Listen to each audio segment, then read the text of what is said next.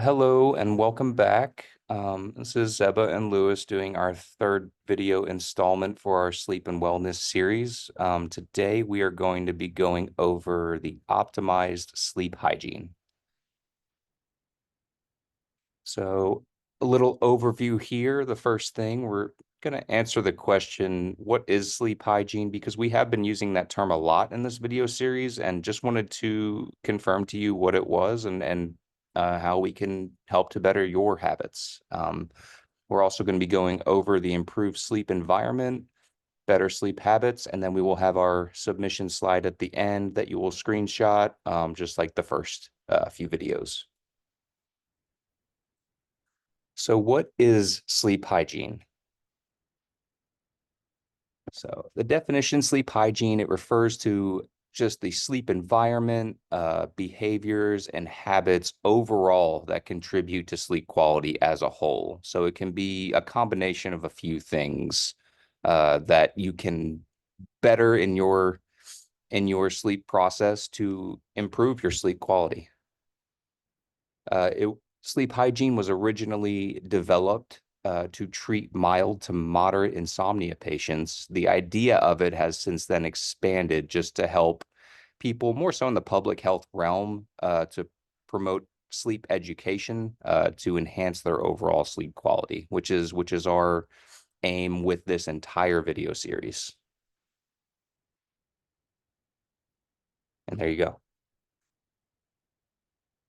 So our first question for today, you can just pause and answer this. It's going to be sleep hygiene philosophy has been adapted from its original purpose to provide greater change to general sleep habits.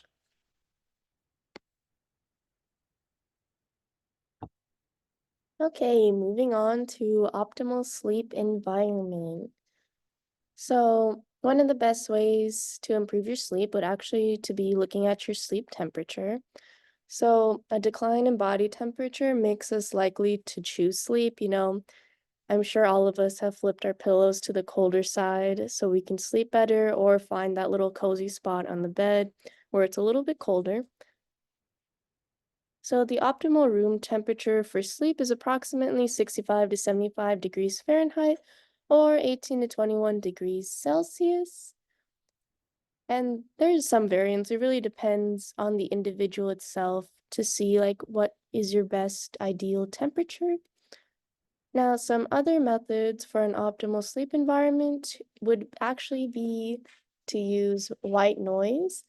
So white noise, funny enough, has actually been proven to improve the quality of sleep only because if you live in areas where there's a lot of traffic or loud neighbors, or trains around, white noise is able to create an auditory environment.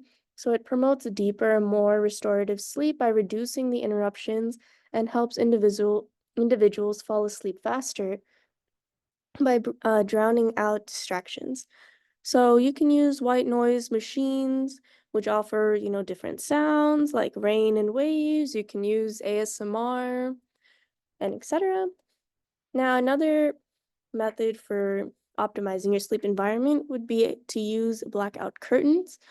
So blackout curtains, they block out all external light sources and it creates a very dark sleep environment.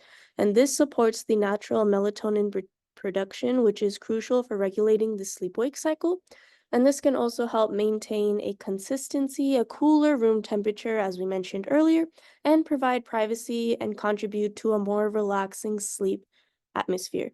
Now, you also do have the option to combine both of these methods. You can use the white noise machine and blackout curtains together to eliminate both auditory and visual disturbances. And this creates a overall better sleep environment, and this combination has been shown to improve sleep quality since it promotes the environmental of uninterrupted rest, and it enhances relaxation and reduces anxiety and so on. Now, moving on to our next question. True or false, white noise has been proven to decrease sleep quality and cannot help mask loud noises.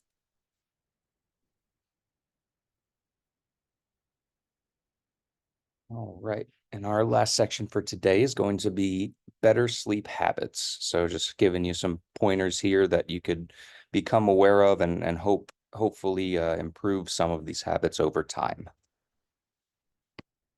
First, we're going to go over some things that are more so what you want to avoid or moderate in terms of habits. So, alcohol and nicotine, if you can avoid them, that would be optimal. Both have been shown to interrupt the natural circadian rhythm and sleep-wake process. And eat at the very least, moderation from current habits is definitely a step in the right direction. Screen time before bed is a big one, and it's a very common one. I am guilty of this all the time, and I'm continually working towards putting that phone down well before bedtime.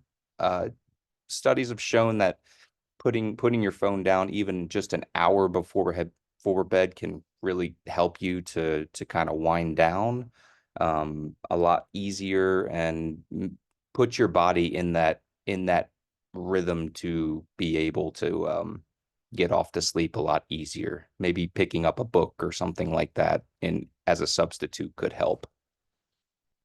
As we went over in our previous presentation with diet, overeating or just eating right before bed can cause some sleep disturbance as your body is put into the mode where it wants to digest the food rather than get ready for sleep. So if you do eat a nice dinner or something, make sure you kind of do that. We said about 3 hours before bed is what we're looking. That's the kind of the target time. Our last one, we know a lot of people do use caffeine on a daily basis, and moderation of that caffeine is going to be huge. We can go over that actually in our next slide in a little bit more detail. So these are some sleep habits that we want to improve on, or, if we don't have these habits, maybe to start some new ones. But healthy diet and exercise routine, just like our previous slideshow, has shown great benefits with both a great diet and an exercise routine with sleep quality. That would be something to slowly start working towards there for a new habit. Consistent sleep time. So studies have shown that having that time that you go to sleep every night being the same and more consistent can help you get off to sleep easier. Your body starts to expect sleep during that time, so it cuts down dramatically on the process that allows you to start getting ready for sleep when your body knows when it's time.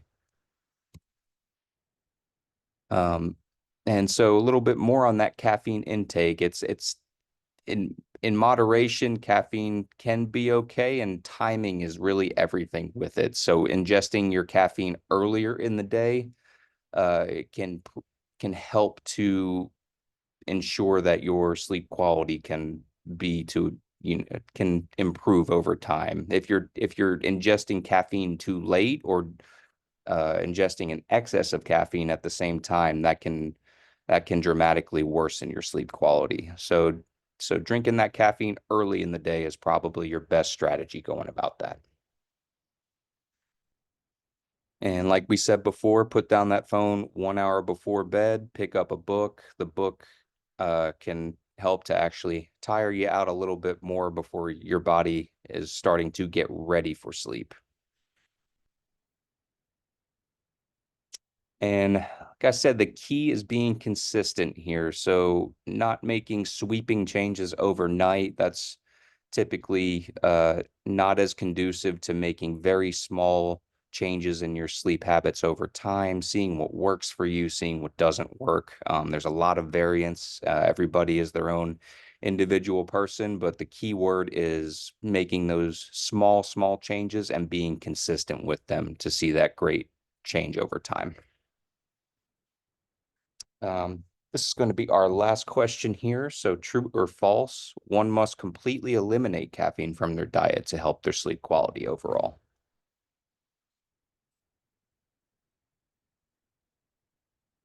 All right, we hope you enjoyed this video. Go ahead and take a screenshot of this slide to submit for extra credit. Stay tuned for a couple more videos, and we encourage you to optimize your sleep hygiene. Thank you.